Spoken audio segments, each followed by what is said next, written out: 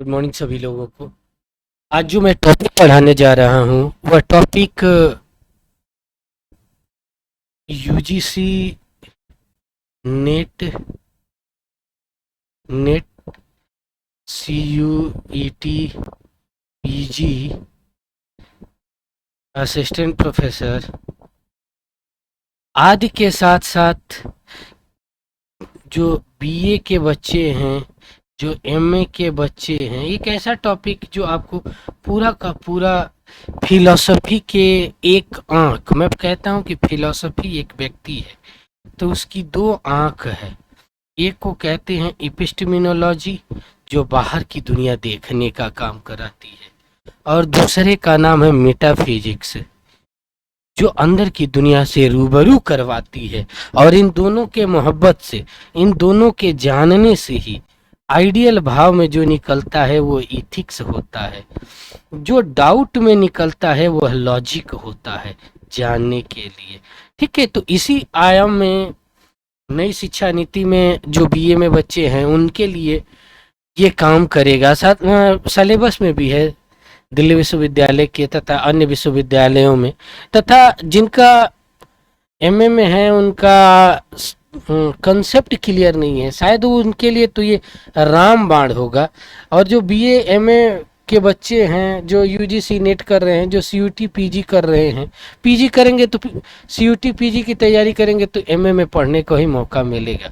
तो क्या क्या चीज़ें होगा, ठीक है, इसके अंतर्गत epistemology, what is the knowledge, truth, justify, believe, उसे can we have the knowledge, किस किस कौन कौन से सिद्धांत है जिसके द्वारा ये मिलता है, how do we get knowledge, ज्ञान किस तरीके से प्राप्त करते हैं, रैशनलिज्म जहाँ बुद्धिवाद, एम्प्रेसिज्म अनुभववाद।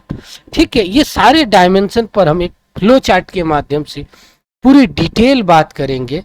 ठीक है, तो ज़्यादा से ज़्यादा आप लोग इसको 2 बार 3 बार देख लेंगे तो आपका पूरा, नहीं कहते हैं कि पूरी इंडियन इपिस्टेमिनोलॉजी, वेस्टर्न इपिस्टेमिनोलॉजी आज खड़ा करूंगा एक प्लेटफॉर्म के अंतर्गत। तो देखिए ध्यान से, पहला जो मैं काम करता हूं वो कि आप लोगों को सिनॉप्सिस बनवाता हूं। ठीक है, आज भी उसी तरीके से बनवाऊंगा, कंसेप्ट ऑफ इपिस्टेमिनोलॉजी। ठीक है, इपिस्टेमिनोलॉजी। ठीक, तो इसके अंतर्गत ठीक देखिए किस तरीके से बनेगा।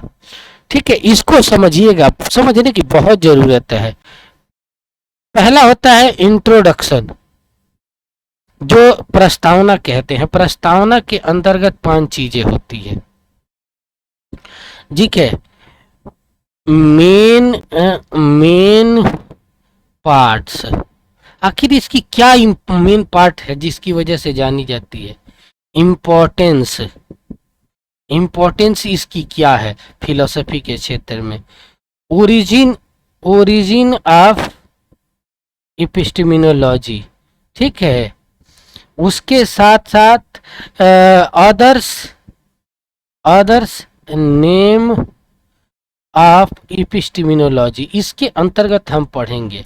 ठीक है, दूसरा होगा आपका इसके अंतर्गत पार्ट्स ऑफ इपिस्टेमिनोलॉजी। ठीक है, इपिस्टेमिनोलॉजी। अब पार्ट्स ऑफ इपिस्टेमिनोलॉजी में हम 2 पार्ट्स पढ़ेंगे। ठीक है, उसके अंतर्गत पढ़ेंगे according to western point of view, western philosophy, और अकॉर्डिंग टू दूसरा पढ़ेंगे ये according to Indian philosophy IP। ठीक है, अब इसमें 4 जगह पढ़ेंगे, इसके 4 सेगमेंट हैं। प्री सोक्रेटिस, ठीक है, सोक्रेटिस एरा, ठीक है, after Socrates, after Socrates era.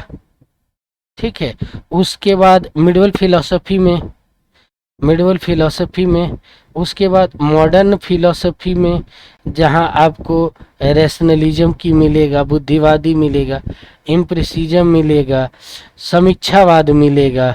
ठीक है, समीक्षावाद मिलेगा। ठीक है, हेगल की फिलोसफी मिलेगी।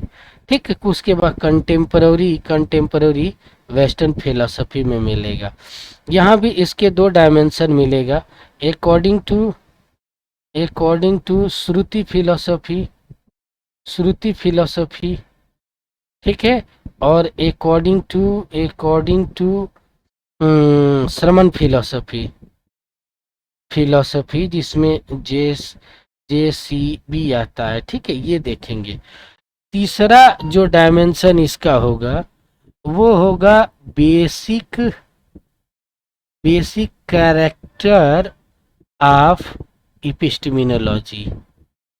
ये फॉर्मेट है, जो बच्चे हैं लिखेंगे उनको क्यों ना आएगा, ठीक है, ठीक है, ये याद देखिए, ये उसके बाद आएगा, ये वो रियलिटी है कि ये पार्ट है ऐसे डेवलपमेंट, आप इसको जोड़ लेते हैं, डेवलपमेंट ऑफ एपिस्टेमिनोलॉजी।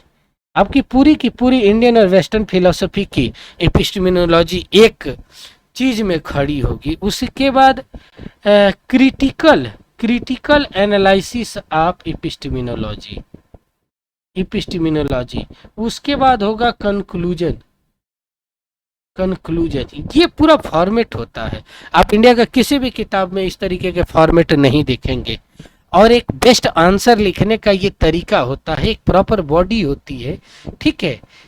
तो बीए एमए के बच्चे हैं उनके लिए भी काम करेगा, इनको नोट करें और इसको बनाएं। हम बेसिक से चलते चलेंगे, ठीक है।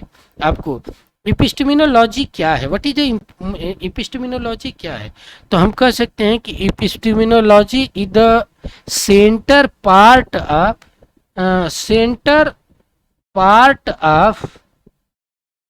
पार्ट्स ऑफ फिलोसफी, ठीक है। Not only Indian philosophy but also western philosophy, this is the centric point of philosophy, ठीक है। सेकेंड की चीज है, this is the core principle of theory of knowledge, ठीक है, ये कोर प्रिंसिपल होता है। उसके बाद हम जानेंगे कि एपिस्टेमिनोलॉजी की ओरिजिन कहाँ से हुई। तो epistemology this is a Greek words, this word is formulated by two words, epistem और logos। epistem का मतलब can be translated as knowledge और understanding, यानी epistem का मतलब क्या होता है, ज्ञान, अंडर समझ, एक्विटेंस। भाई लोगस का मतलब होता है अकाउंट, आर्गुमेंट, मतलब ज्ञान, आर्गुमेंट करने का मतलब लॉजिकल तर्क करने की क्षमता को रूप में होता है। रीजन, ये चीजें आपको लिखने में काम आएगा, ठीक है। इंग्लिश मीडियम के बच्चे जो हैं वो इस चीज को नोट कर लें, इसे लिख सकते हैं। और हिंदी मीडियम के बच्चों के लिए क्या है कि जो मैं बोल रहा हूँ वो लिखें, ठीक है। Just as each the different translation capture some fact, मतलब इसके बहुत से ट्रांसलेशन हुए हैं कि एपिस्टेमिनोलॉजी क्या है, ठीक है। एपिस्टेमिनोलॉजी क्या है कि कहने का मतलब क्या है दिनों का, कि यह ज्ञान का सिद्धांत है, यह ज्ञान प्राप्त करने वाले सिद्धांतों का, साधनों का विश्लेषण करने की एक प्रोसेस है, पद्धति है, ठीक है, एपिस्टेमिनोलॉजी, ठीक है। एपिस्टेमिनोलॉजी फिलोसफी की सबसे ओल्डेस्ट ब्रांच में से एक है, ठीक है, ओल्डेस्ट ब्रांच में से एक है, जिसकी उत्पत्ति प्लेटो से भी पहले देखने को मिलती है, ठीक है।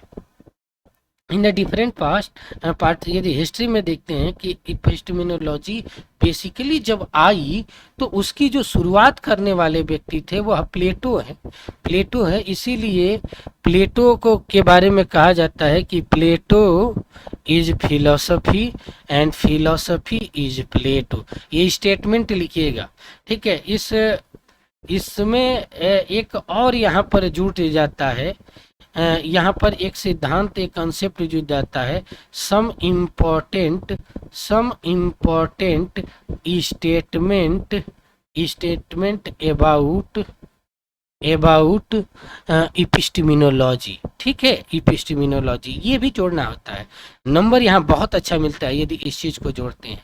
और एक नहीं, बच्चों को यही पता नहीं है कि किस तरीके से आंसर लिखा जाता है, तो ये एक आंसर लिखने का बीए में पढ़े चाहे एमए में पढ़े, ये अलग ही एक तरीका है, ठीक है। आपको ये किसी किताब में नहीं मिलेगी, ये आपको डेवलप करना पड़ेगा, ठीक है।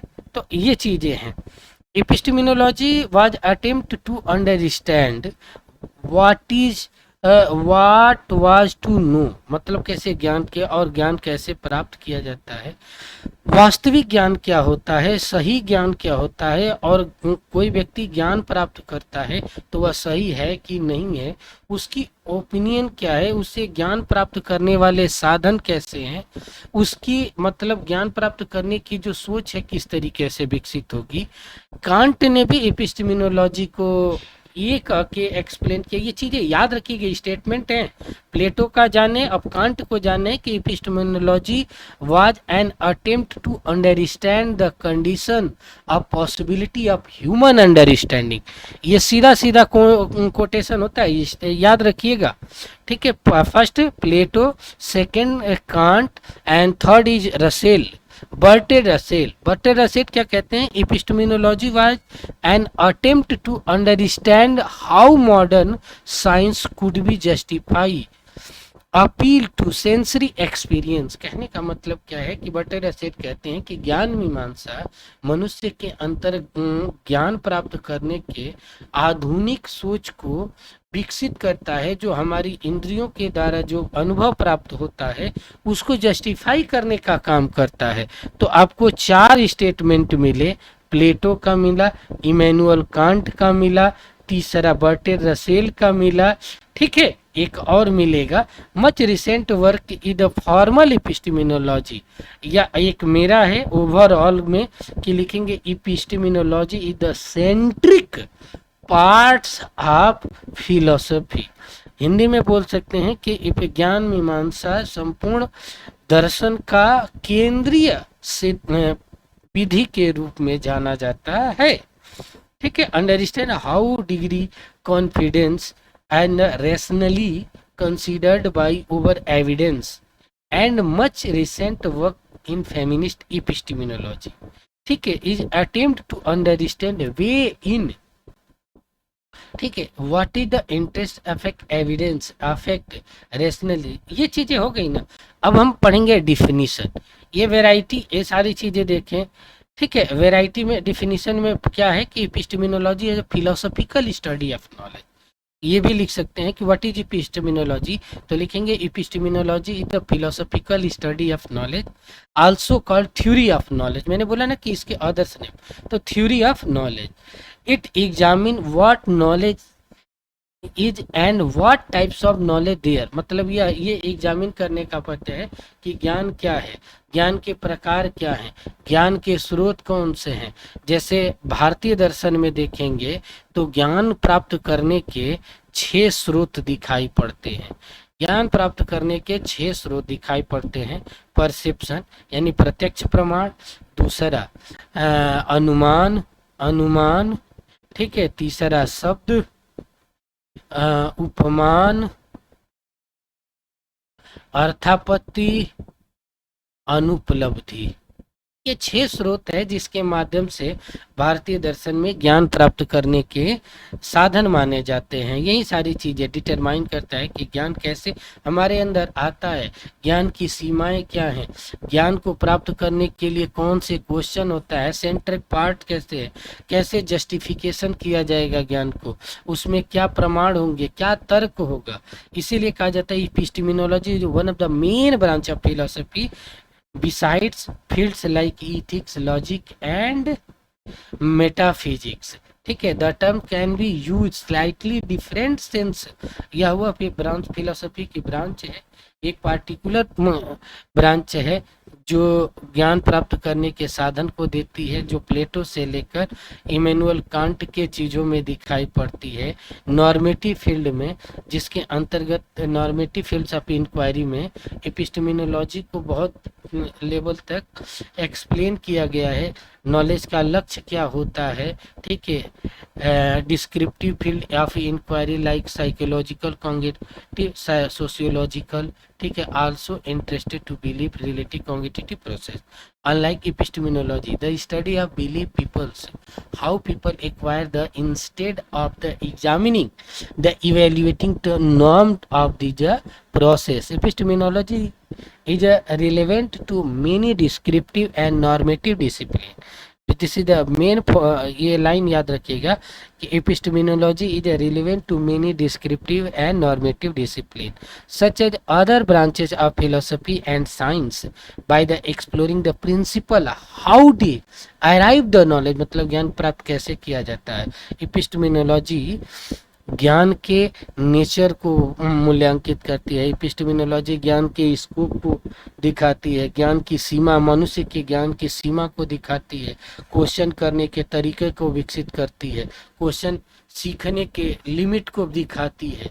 नॉलेज, इसके कुछ टर्म होते हैं, ठीक है, किस तरीके से एपिस्टेमिनोलॉजी करती है। पहले ज्ञान, नॉलेज, ज्ञान क्या होता है? ट्रेडिशनली नॉलेज है डिफाइन जस्टिफाई ट्रू बिलीफ, मतलब कि नॉलेज क्या होता है, ज्ञान क्या होता है?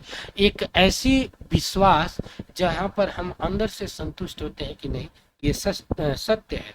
जैसे सूरज पूरब में उगता है तो हम कैसे मान लेंगे कि सूरज पूरब में, हम देखते हैं और लगता है कि उगता है तो मान लेते हैं कि ये है, ठीक है। तो इस प्रकार की चीजों को क्या कहते हैं? नॉलेज कहते हैं। दूसरा है जस्टिफिकेशन, हम जो सोचते हैं और वो वस्तु वैसे ही दिख जाती है, मैच कर जाती है, तो हम जस्टिफाई करते हैं कि यह वस्तु सही है।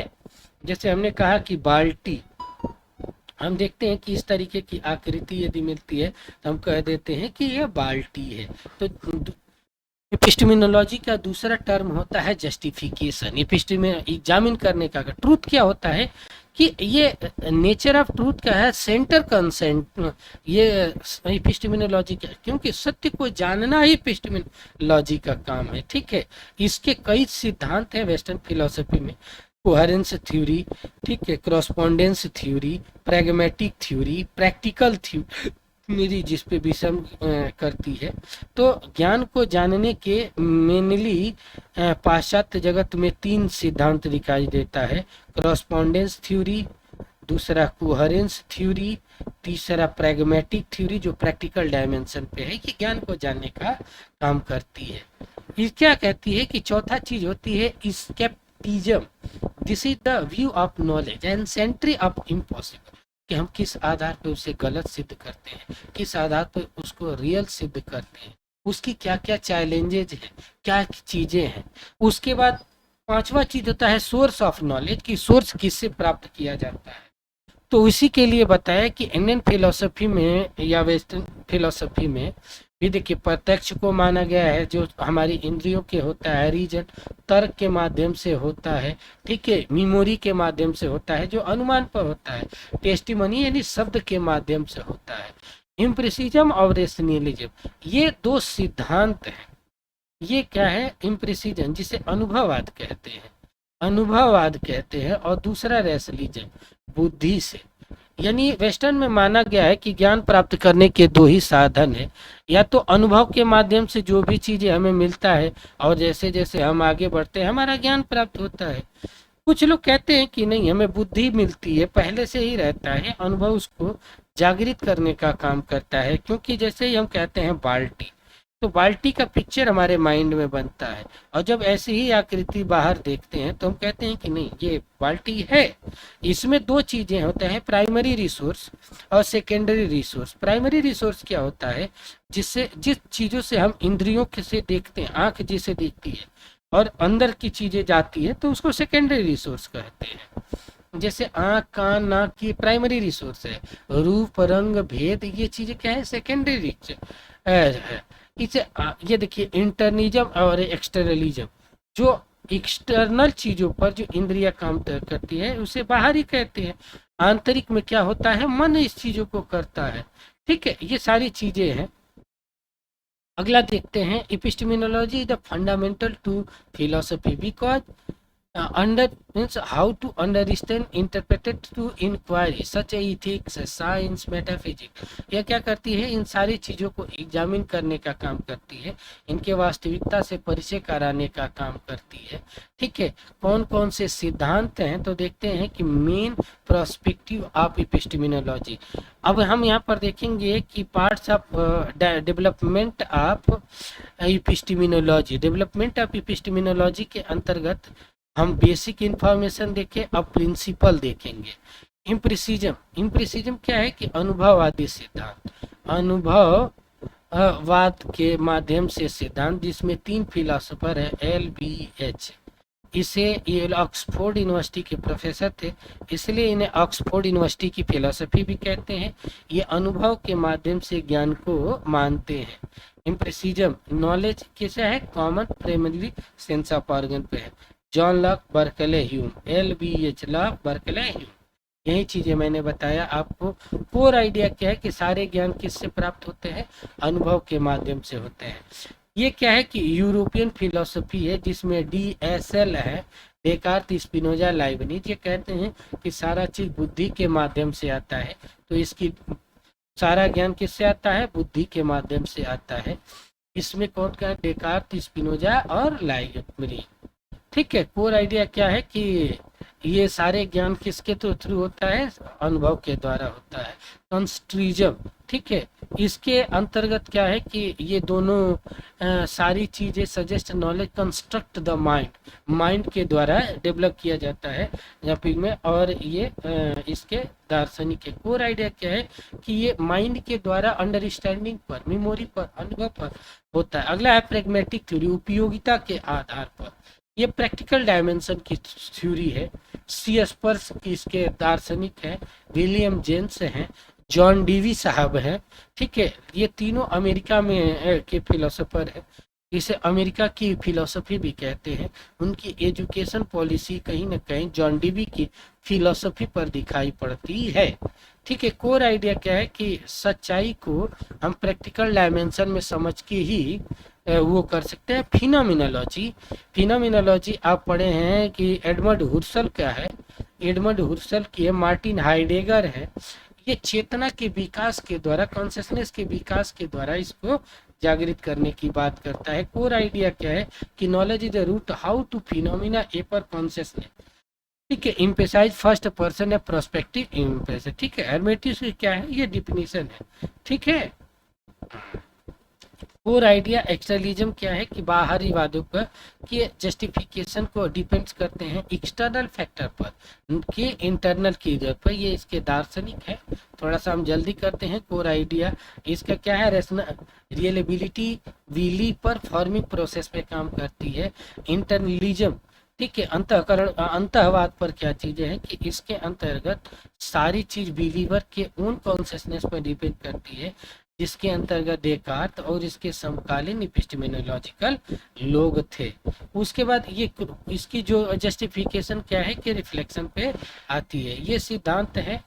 ठीक है। ये सिद्धांतों को आपको समझना है, पढ़ लीजिएगा, सारा समझा दिया हूँ। इस प्रैक्टिसिज्म क्या है कि क्वेश्चन के पॉसिबिलिटी पर यह कहता है, एब्सोल्यूट नॉलेज प्राप्त करने पर यह ध्यान देता है। एपिक्यूरियस जो वर्ग था, जो इस पर काम करता था, कंट के समय में काम करता था, इनकी कोर आइडिया के डाउट के आधार पर इस चीजों को जानना, ये सिद्धांत थे। आगे की चीजों पर हम देखेंगे हिस्ट्री। ठीक है। प्री सोक्रेटिक एरा की हिस्ट्री देख ले। प्री सोक्रेटिक है एरा में देखें। अब मैंने बोला था कि पहले वेस्टर्न देख लेंगे, उसके बाद इंडियन देखेंगे।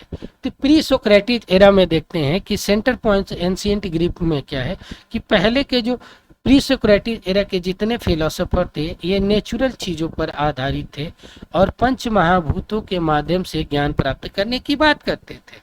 यानी problem of motion, many pre-Socratic philosophy thought that logical coherent account of the motion and change could be given by, although the problem was primarily concerned of metaphysics, not epistemology। मतलब ये कहते हैं कि pre-Socratic era में epistemology की उतनी व्याख्या नहीं हुई है, जबकि वो लोग सारा चीज मेटाफिजिकल प्रॉब्लम को आधार बनाकर एपिस्टेमोलॉजिकल चीजों को देखते हैं। यानी ये कह सकते हैं कि लगभग बहुत से अधिकांश ग्रीक फिलोसोफर मेटाफिजिकल चीजों को देते थे, ज्ञान की चैलेंजेस को नहीं स्वीकार करते थे। जिसमें पहली बार जो शुरुआत हुई वो परमेनाइडीज हुए, जो 5th सेंचुरी BC का माना जाता है।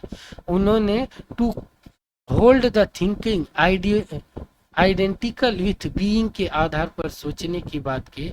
All object of thought exist and are unchanging, यानी क्या कहते हैं, and it impossible to think ये अब यहाँ से शुरू होगी प्लेटो से। रियलिटी है कि एपिस्टेमोलॉजी के डेवलपमेंट में सबसे बड़ा योगदान प्लेटो का है, जबकि मेटाफिजिक्स का सबसे बड़ा योगदान अरस्तु का है, जिनकी किताब का नाम ही मेटाफिजिक्स है। यही इनकी ये लगभग 430 किताबें लिखी, इसमें से यही एकमात्र किताब है जिसको एक बार के बाद दूसरी बार अपडेट किए हैं।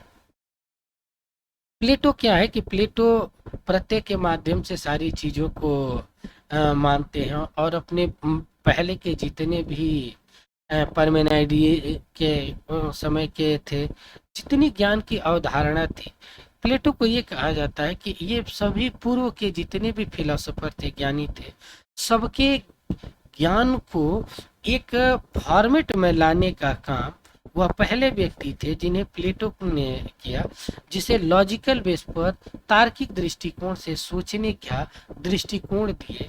इसीलिए एक कहा जाता है platonic theory of knowledge contain 2 parts. ठीक है, पहला इन्वेस्टिगेशन, इनकी थ्योरी के 2 पार्ट हैं।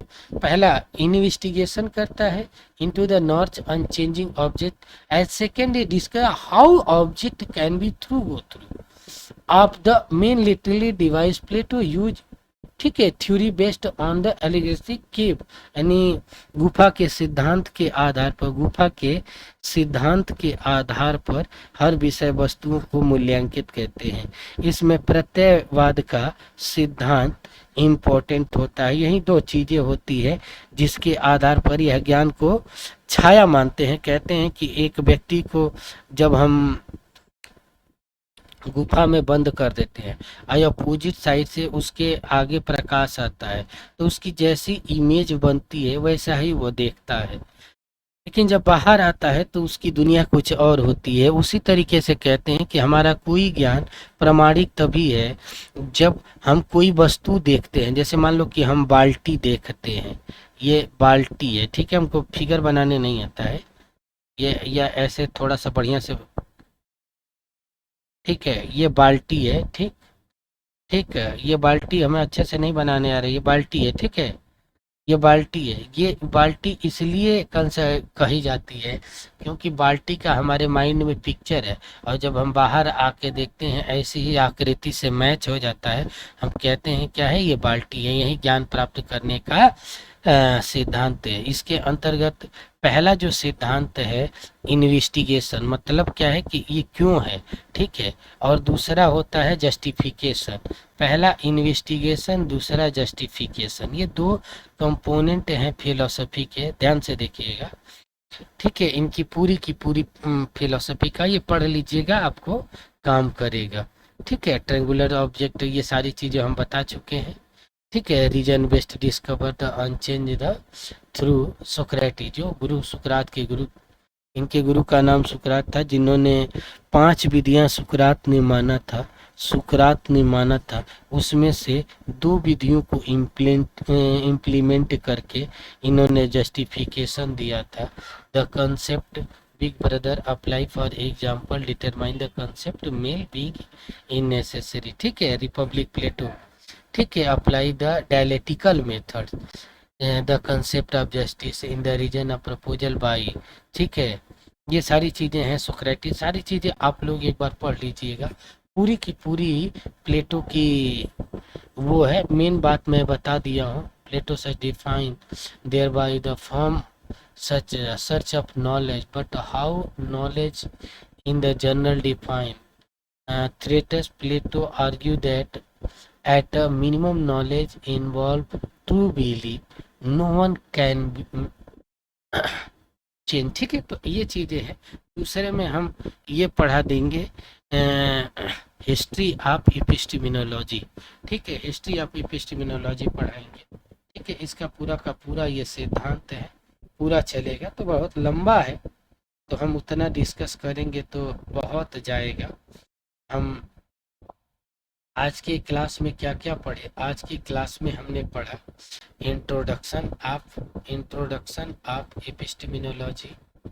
ठीक है, इसके अंतर्गत 5 चीजें पढ़ा। ठीक है, सेकंड चीजें का पढ़ा पार्ट्स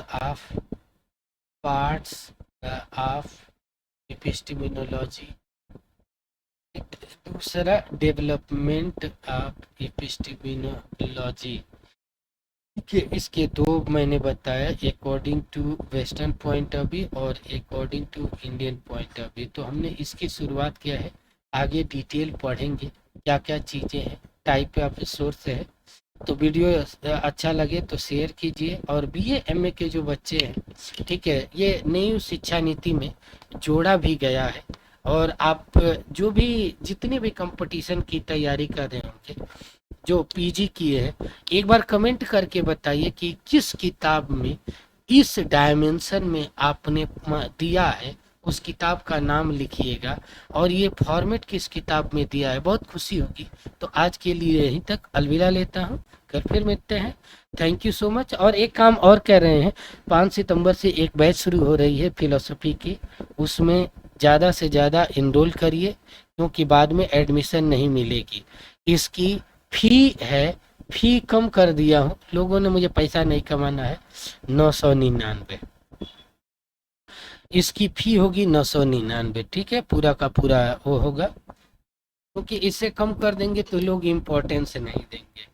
कभी यही चीज 40,000 रुपया लेके पढ़ाता था यूपीएससी के ऑप्शनल का, ठीक है, 18,000 यूजीसी नेट का, नहीं चाहिए पैसा, ऊपर वाले ने बहुत, बस ये चीजें है कि कहीं किसी की मदद करने के लिए ये चीजें ले रहा हूँ। अभी बताऊंगा तो लोग कहेंगे कि वो, लेकिन ये केवल और केवल एक छोटा अमाउंट, 3 महीने का कोर्स होगा, सितंबर अक्टूबर नवंबर, आपको नवंबर तक कवर हो जाएगा। तो आज के लिए यहीं तक, थैंक यू सो मच।